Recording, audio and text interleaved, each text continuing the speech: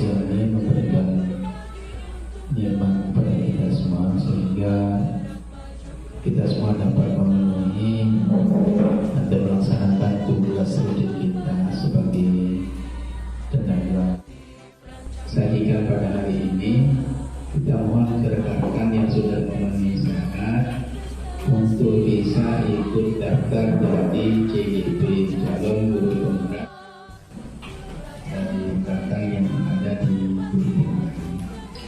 Oleh karena itu, kalau 3 saja teman kita guru penggerak sudah suasana perubahannya, saya bayangkan gimana kalau semua rekan-rekan bisa jadi guru penggerak.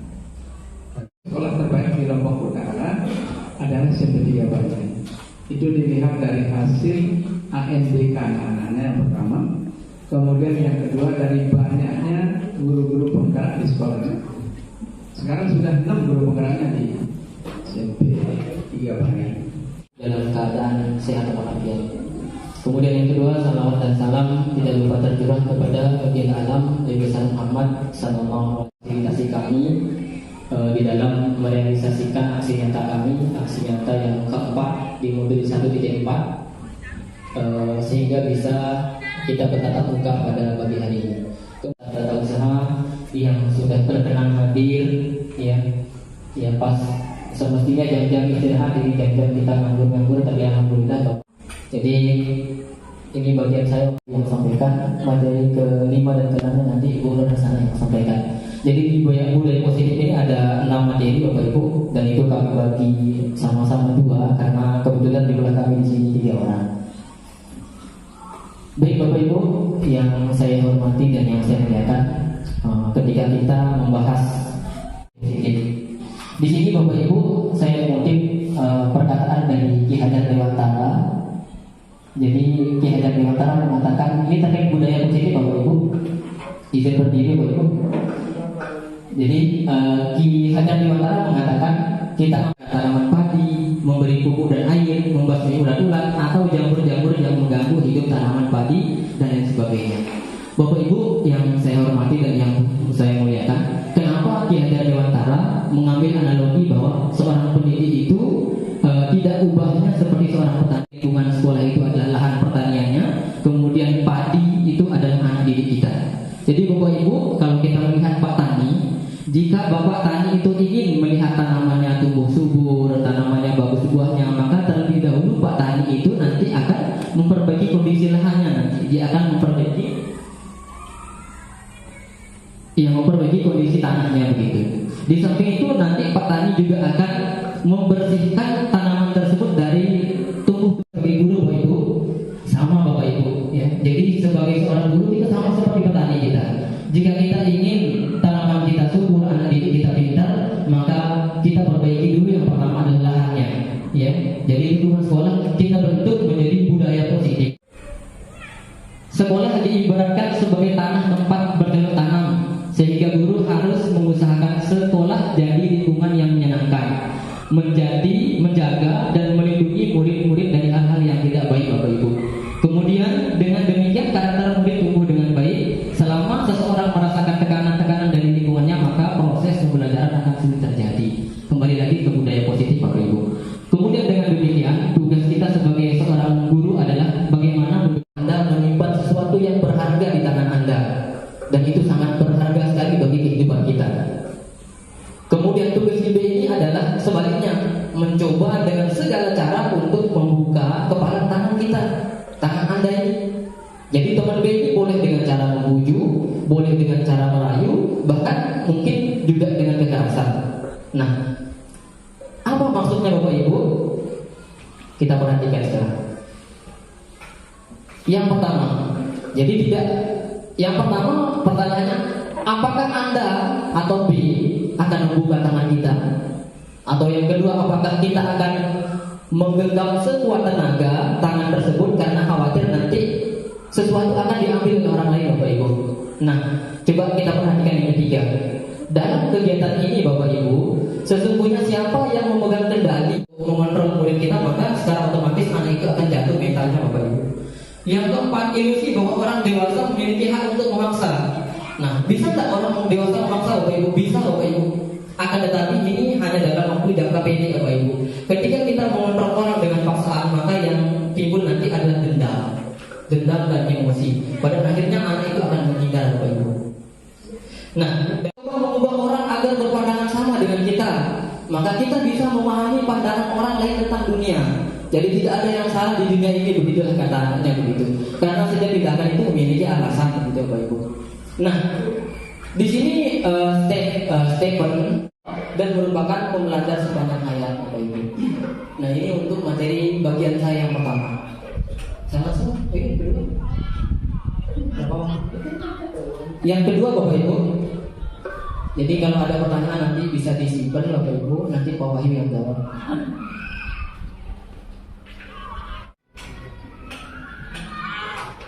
Insya Allah materi kedua sedikit Bapak Ibu. Ini, jadi untuk membentuk budaya positif Bapak Ibu, kita harus paham teori motivasi Bapak Ibu.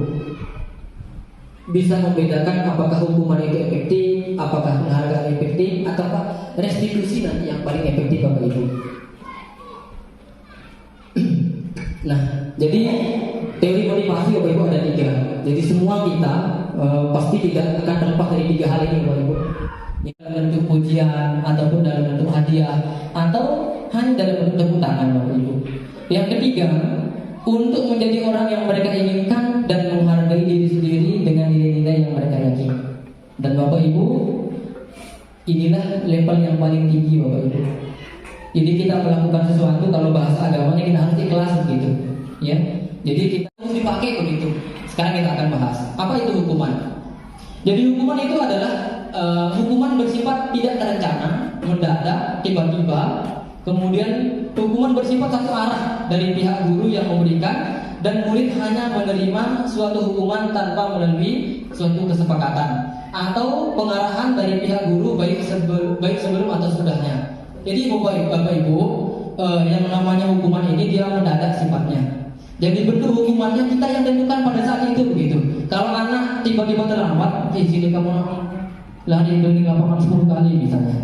Sementara anak itu tidak tahu bahwasannya jika kita terlambat, konsekuensinya itu, dan tidak tentang keyakinan kelas. Sebenarnya saya ucapkan terima kasih atas kesempatan yang diberikan kepada saya. Alhamdulillah, walaupun suasana panas, ini badan saya agak turun dingin, jadi dingin Bapak Ibu, kan harus berbicara di depan Bapak Ibu guru semua, Bapak Ibu yang mungkin punya pengalaman lebih tinggi daripada saya mengenai hal ini. Laki-laki, jadi saya harus berdiri Bapak Ibu. Karena kalau tidak berdiri, katanya saya bukan laki-laki.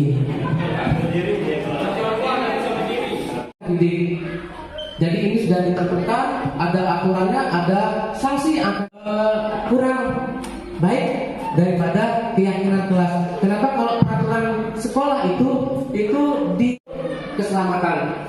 Kemudian kenapa kita memiliki peraturan tentang penggunaan masker dan mencuci tangan? Jadi kemarin ketika pandemi itu rata-rata semua menggunakan masker. Kemudian ketika hendak melakukan sesuatu makan harus mencuci tangan terlebih dahulu. Apalagi dulu kita sudah menyiapkan hand sanitizer. Alasannya juga sama, untuk kesehatan dan keselamatan.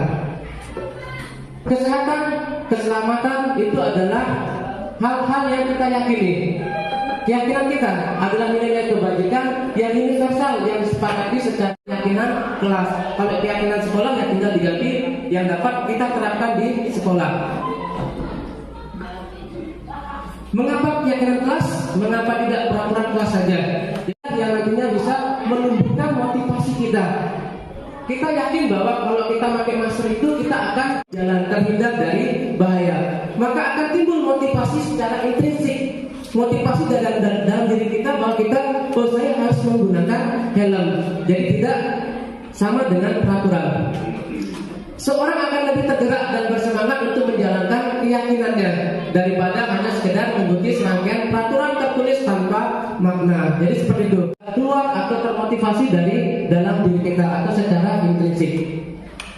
Pembentukan keyakinan kelas. Jadi keyakinan kelas itu Bapak Ibu bersifat lebih abstrak ketimbang peraturan.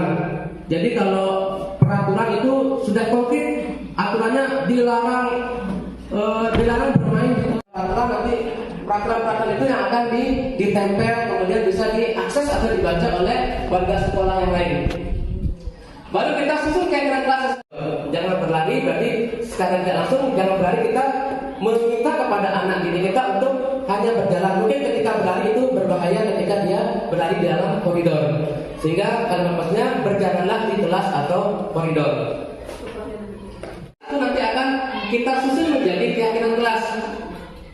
Jadi kita ganti kalimat-kalimat yang bentuknya negatif menjadi positif.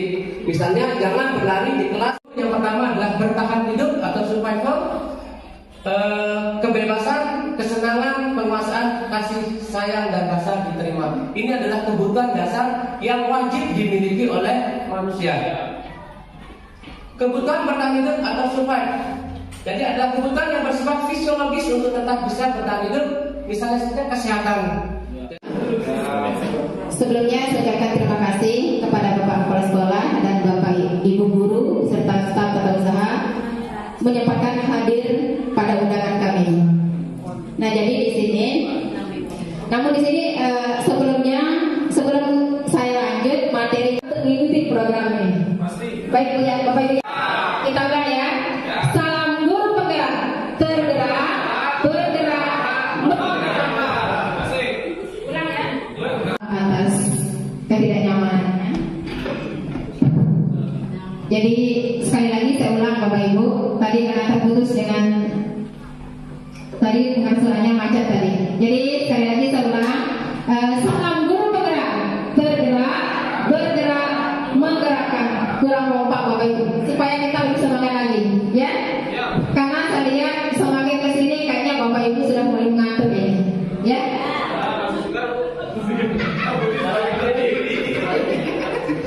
Baik Bapak Ibu, sekali lagi salam guru penggerak, tergerak, bergerak, menggerakkan. Terima kasih tepuk tangan. Baik, jadi Bapak Ibu, di sini saya akan melanjutkan materi saya tentang restitusi 5 posisi kontrol. Tulis di sana. Kemudian di sini yang kedua adalah restitusi segitiga restitusi. Nah, jadi itu yang akan saya sampaikan, menjelaskan apa sih itu restitusi.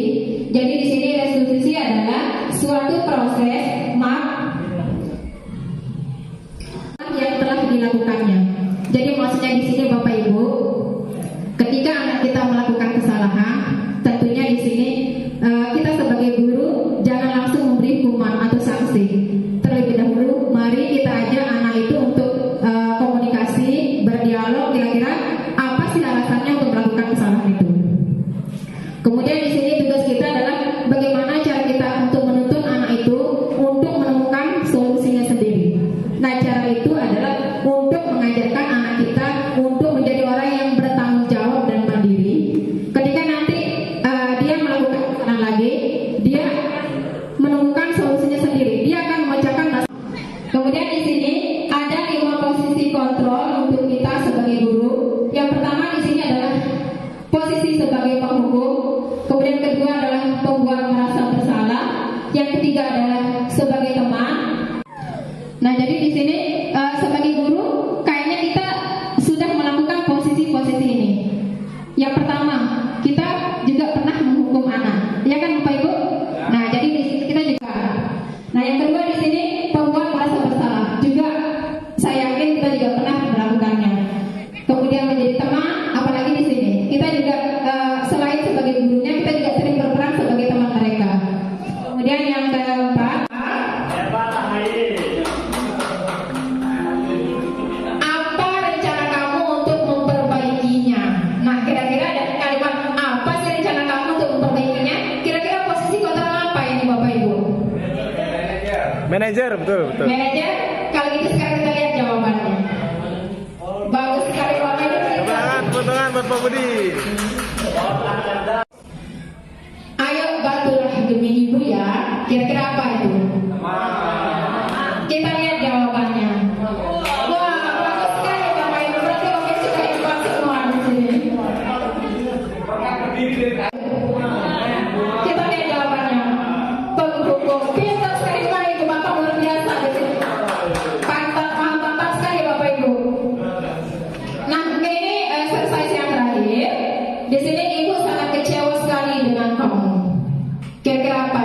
multikulturalnya. Coba dipahami dulu, coba diperhatikan dulu kalimatnya. Ibu sangat kecewa sekali dengan kamu. Kecewa apa? Jawabnya adalah pembuat merasa bersalah. Coba kita lihat jawabannya. Luar biasa. Tangan buat Bu Chandra dulu teman-teman. Benar sekali, jawabannya adalah pembuat rasa bersalah. Berarti berhasil saya menyampaikan materi pada pagi hari ini. Tepuk tangan, tepuk tangan, tepuk tangan, tepuk tangan.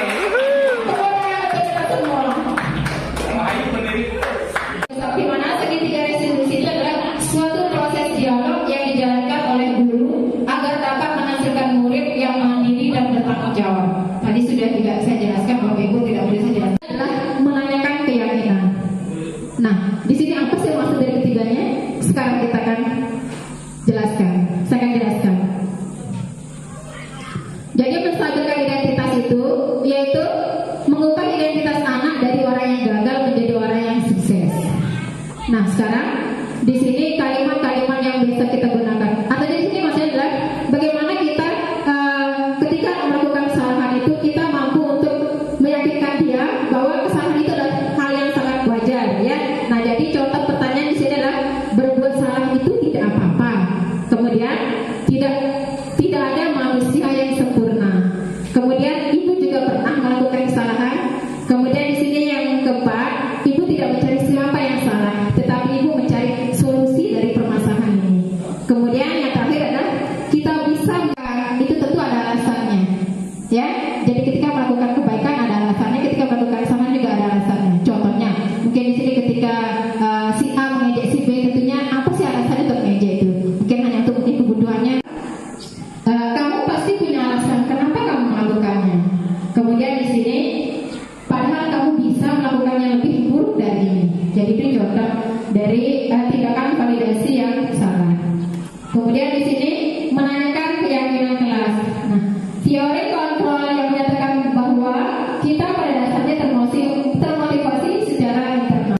Nah, di sini apa saja yang menyatakan tentang menanyakan keyakinan? Tahu tidak apa keyakinan kelas kita? Kemudian nilai-nilai keyakinan kelas apa yang sudah kita sepakati bersama? Kamu mau jadi orang seperti apa? Nah, jadi seperti itu Bapak Ibu. Kemudian di sini ada video contoh penerapan segitiga restitusi. Bagaimana kemampuan cara memutarnya?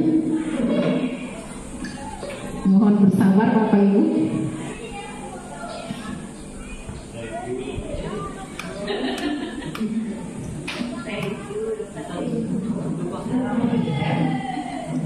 Mohon maaf Bapak Ibu.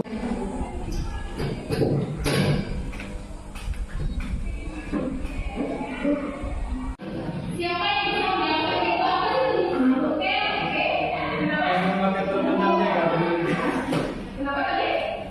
Siapa tadi? Oke.